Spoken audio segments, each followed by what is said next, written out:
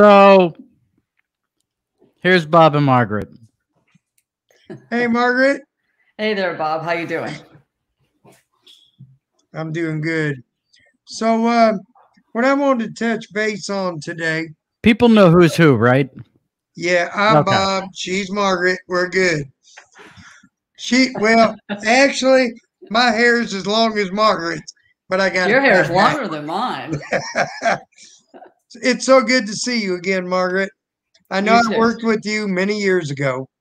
Yes. And I know you took a different direction in training as far as service dogs and things like that.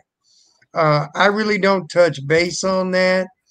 I'm more of your obedience, protection, reactive dogs, aggressive dogs. I'm going to turn this over to you and tell me a little bit about yourself, if you don't mind. Okay, well, I started my career with going to National Canine School for Dog Trainers in Columbus, Ohio. It was a great foundation to start from. And from there, I went to North Carolina, worked for in-home dog training. And then I went to Texas, and that's where I met you. And I worked for a training facility out there, boarding and training for 3 years.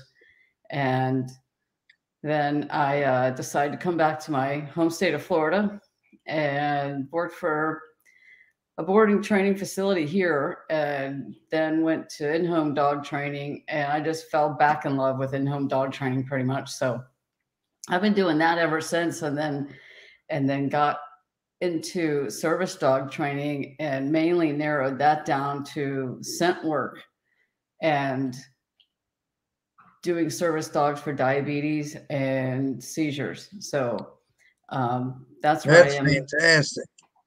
Yeah, that's fantastic. Thanks. Tell me a little bit, if you don't mind. I mean, I've known you forever, and you know what I'm involved in and how many years I've been doing this. Tell me a little bit about your scent work, if you don't mind, and a little bit about your service dog training. Okay, so when someone has diabetes or seizures, before a seizure happens, say, or when your blood sugar drops, your body chemistry changes, so you're going to smell differently, not to me or you sitting next to you, but the dogs can smell way better than we can, so they can detect that. And I got a client at Naples, actually, and she says up to 15 minutes beforehand her dog will let her know. And I teach them pretty much to paw the owner as an alert to let them know. And you get synced with your dog, and hey, he's letting me know something's going on and something's changing, and I need to get, especially with the seizures, get somewhere safe, sit on the floor, lay down on the floor, that kind of thing. So it's a lot of repetition. It's a lot of just doing it over and over and over again, and making sure that dog knows when they smell this scent, you need to let your owner know. That's fantastic. Yeah. The basis of all training, it as well as I do, it's consistency and repetition. Yes, and, it's a lot of work what you're doing. I commend you for the work. I know we kind of went separate ways in our training techniques, maybe a little bit, but carry on, girl. Yeah, we got well-rounded being together here doing this, so got both ends of the spectrum here, so that's a very good thing. You're exactly correct. What else have you done since I worked with you in Texas? I mean, what took you into, let's say, the scent detection work? What possessed you to go in that area? Well, anytime you come into anything in your career, you kind of sometimes have to say, let me go back to the foundation. Let me go back to the beginning and fundamentals. And who I've been working for wanted to get into service dog training. And I really loved the scent work that we did at National Canine and how we learned. We actually did a 2-mile tracking. Good. At the end of the 6 weeks. So that was very cool. And so I just went back to the basics with that. And I ended up really, really, really falling back in love with that. So I'm enjoying myself doing that. And I want to start doing it a little bit more. So I've had some obstacles lately, sort of say, and I'm getting through those as we speak. So that's fantastic, Margaret. Yeah. I know you've been doing this, 25 years now. I've been in it 43 plus years. Like myself, I've been training professionally since 1978. I see a lot of people all over the United States saying this is the best method. This is the best method. That's the best method. If it works, it works, and God bless y'all. But I actually started training dogs even back when I was in high school. I ain't going to give my age away. I'm not going to give you those years. Thanks, Margaret. You don't have to laugh. But Okay. Yeah, I'm getting old, but you know what? I've been doing this so long, it's in my blood. And I never, unlike you, I never went to a formal training school. It's not that I don't believe in them. It's, I don't know if the Lord above put his hand on me and said, Bob, you're going to be a dog trainer and you're going to be a very good one. Well, yeah, I feel I'm a pretty good dog trainer. I feel I'm a dang good dog trainer. But as far as professionalism, I started after I got out of the military back in 1978. I went to work for a company in Cleveland, Ohio that was called Canine International. There was a man that took me under his wing. I'll never forget his name. His name was Harvey Bluetrish. He was the #1 man back in the day at Canine Command Dogs in New York City. This man can work a dog and he'd never even get dirty. He wouldn't even get it. This dog can do nothing, and Harvey would make him look like he knew everything. Well, I learned from him and then I expanded. And the way I look at it, it's all about reading a dog. It's not about how well you can leash handle, and anybody can put a leash on a dog and go to a 6-week school or 8-week school and call themselves a dog trainer.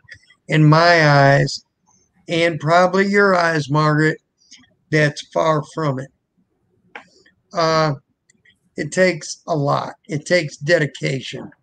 It takes opening your eyes to different methods of training and bringing all those methods together into your style of training.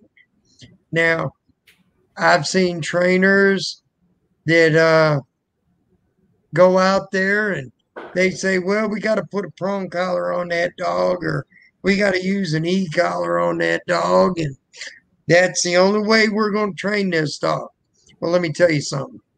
I very seldom use a prong collar. I very seldom use an e-collar unless it is necessary. I train a majority of my dogs on a martingale leash, or collar. I'm sorry. If your timing is right, if you read the dog correctly, he will tell you what works. And Margaret, do you agree with that? Yes, I do. It's more than just putting a leash and collar on a dog and saying, hey, I can jerk your dog around, sit. Well, Why jerk a dog around and tell him to sit if you don't know what the word sit means? You have to place that dog to a sit. He's got to have an understanding. Mm-hmm. And then, of course, you got your cookie trainers. Yeah. Well, I'm all for that. I really am. On younger dogs or getting the dog motivated. But you got to take those cookies away. There's certain times to use them, but you got to take them away. You're not going to carry a 5-gallon bucket on your side full of milk bones for the rest of that dog's life. Right. And with luck, hope he sits. And Margaret, I think you'll agree with me on this one. A lot of these 100% positive reinforcement trainers out there, they think any type of correction is ruining their dog. Correct? That it's hurting the dog's feelings. Mm-hmm. That it's reducing their confidence or whatever you want to say. I'm not a fancy. I see some of these trainers on Facebook or whatever, and they use these big long words. Well, this, and it. I'm not. I'm a brass tack kind of guy. All right? What they're forgetting, Margaret, you'll agree with me on this, I think, that when that puppy was 4.5 weeks old and sucking on mama a little bit too hard, what'd she do? She'd snap at it. She'll growl at it. She may even throw it. I've seen dogs do that. It's unwanted behavior. They got disciplined and it was over. That's what that puppy is used to. Now, a lot of people think that a correction is not warranted. Well, in my eyes, it's warranted. Now, if it's unwanted behavior such as chewing, such as aggressive behavior, such as reactivity over food, they're going to act aggressive, possessive aggressive. That dog should be disciplined and he does not get praise if he stops. That's how that dog learned as a puppy. Now, on the other hand, if you want your dog to sit and he knows what sit means through placement, through treats, whatever you used, now you can give a light leash correction using the word no, followed by the command, and when he sits, then you praise him. So what are we actually doing, Margaret? We're showing the dog the difference between right and wrong. Only after the dog completely understands what it's supposed to do. Because if I was to tell you to sit and I spoke Russian, you wouldn't understand what I said in Russian and I told you to sit. So by correcting you for it, you still wouldn't sit. But if I said the word and I placed you in that position, you have a better understanding. So then when I said the word and you did it on your own, I know you know what that word means. Correct? Yeah, one way that I explain to people is I say, hey, if your 2-year-old takes a crayon and starts, scribbling on the wall. Right. Go over, no, the negative there because he's doing the wrong thing. Then you Correct. bring him over to the table where the paper is and you start showing him the draw on the paper. And then when he draws on the paper, good job, way to go. So exactly. Just what you're saying, there's timing for everything. And it's like the best way I explain it to my clients, I said, you nip it in the bud before it happens. Mm-hmm. So many trainers wait for it to happen. If that occurs, the correction does no good. But what I tell people is that let's say you have a little baby, it's 1.5 years old, and he has a paper clip in his hand, and he says, oh, look at these little holes in the wall. And they're going to try sticking it in that socket. Well, you're not going to wait for the baby to get shocked and then correct them for it. You're going to nip it in the bud, and then you're going to show him. In other words, you're going to redirect them to something that we want him to do. Do you agree? Yes. Yeah. Yeah. A lot of trainers don't do that. What Margaret and I are doing is we're giving a little bit of a rundown of our training, I guess, methods, you might say. A lot of Margaret's training is a little bit different than mine, but we have the same mindset. And our first showing here, we want to get feedback from everybody that is viewing us, our friends, our clients, whoever.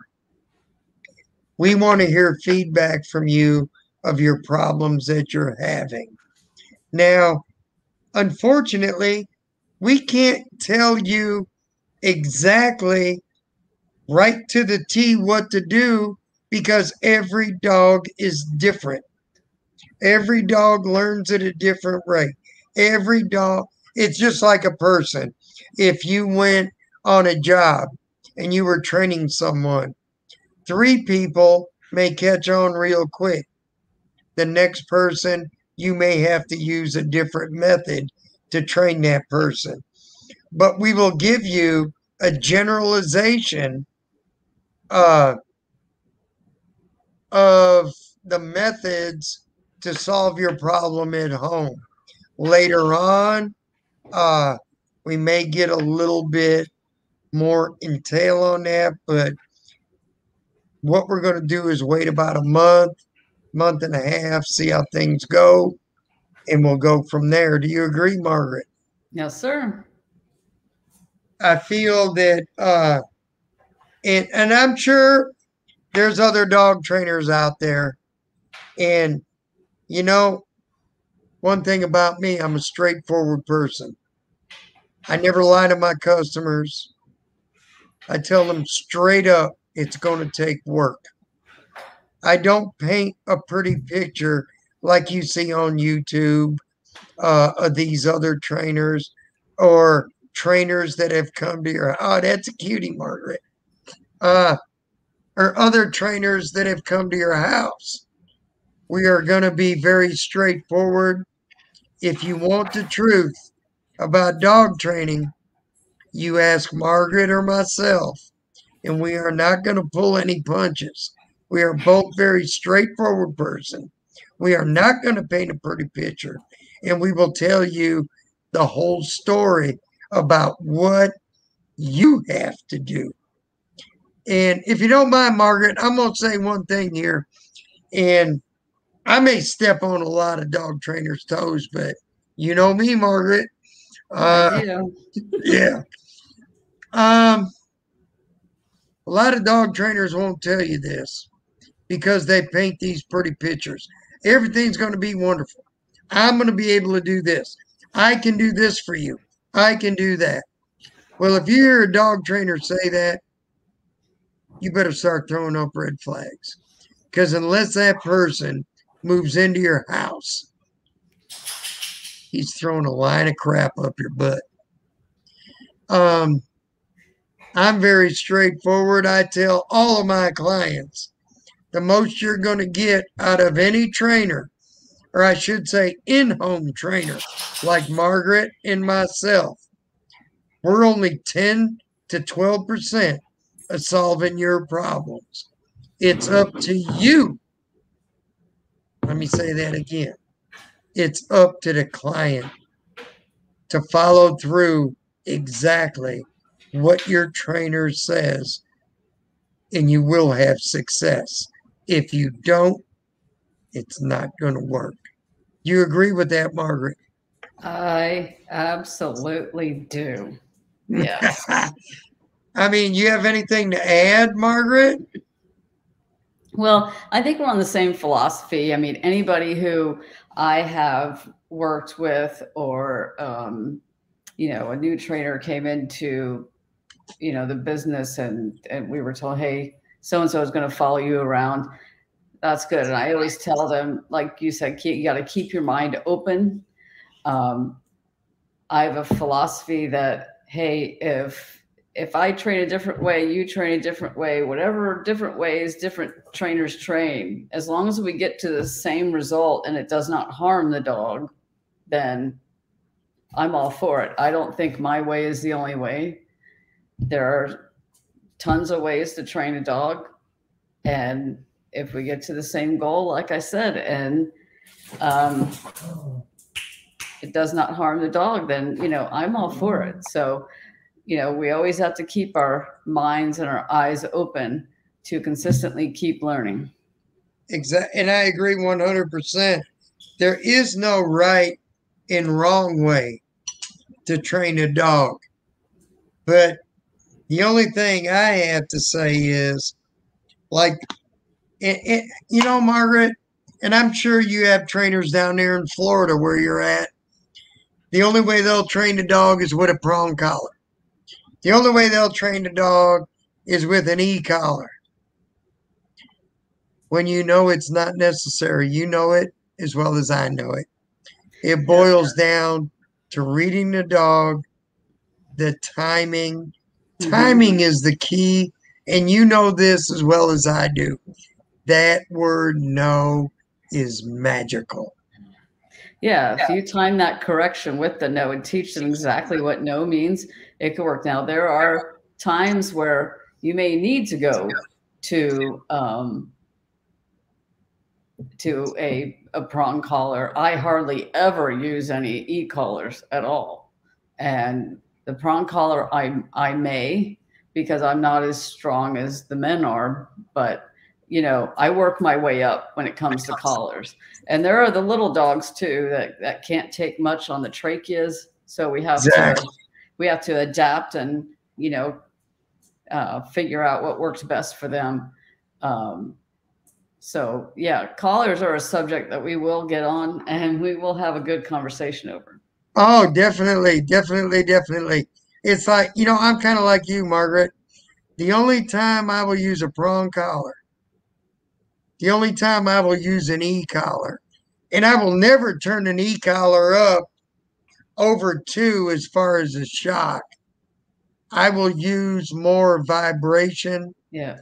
And that's just to create confusion. Mm-hmm. A prong collar, I very, very, very seldom use unless it's someone that is handicapped, or I have an elderly lady in her 70s and she's got a rambunctious, let's say, pitty or rotty, crazy puppy, somewhat, like I said, handicapped, that is incapable of giving a correction. You know, they severe rotator cuff, problems with their back, shoulders. They're not capable. And I teach them how to use that pressure on a prong. It's not a jerk, it's pressure. Right. So I think we touched base on what we're going to cover. Later on in our other segments, I will be touching base on obedience. I'd like Margaret to touch base on some puppies. I'm going to touch base on the myths of protection dog training. A lot of people call it attack on command. I call it level 1, level 2, and level 3 protection. But I think we're going to have a good time. You people out there on YouTube are finally going to meet some trainers that's going to tell you straight from the hip what it's all about in reality. Let's say we are not going to paint pretty pictures, let's say, but we will answer all your questions. So what I would like is everyone If you have a question regarding dog training, we're going to hit this up next week. Any problems you might be having, please let us know. Put it in comments. Margaret and myself will go over them. We will take the top 3 questions and we will answer them, I promise, as honestly as we can. So do we want to give out our email address? It's rockanddogs11@gmail.com. If you can spell that out, Margaret, or say it a little slower, that would help. I'm typing it out for Christopher here. You know how we got the name Rockin Dogz? Because I'm out here in the rock and roll capital, Cleveland, Ohio. And it's Rockin Dog. Look below. See there, rockanddogs11@gmail.com. Write to us. We'll answer your questions. Like I said, the biggest problems that people have, we will answer on our next segment, which will be next Monday at 8 o'clock, Margaret? Yes, sir. Yes, sir. Don't call me sir. I'm not an officer. You work that's one thing about me and Margaret. Let me tell you something about me and Margaret. Now, I work for Margaret. Margaret used to pick my brain in Texas all the time. Oh, yes. Whenever I had a chance. First, it was like, oh, dang, Bob's here today. Uh-oh. And then if I wasn't picking your brain, I would be in my training room working with a dog, and here's that voice. Margaret, what do you think you're doing? Well, hey, I was only trying to teach you, girl. But you did a fantastic job. But the one thing about me and Margaret that a lot of people don't know, Margaret is an Army veteran. I'm an Air Force veteran. And God bless America. Y'all have a good evening. Yep. Peace out to everybody. And I'll see y'all next week. Margaret? Subscribe, like, share. Do it for us, please. We will not lie to you in any way, shape, or form when it comes down to dog training. Y'all have a good evening. Peace out.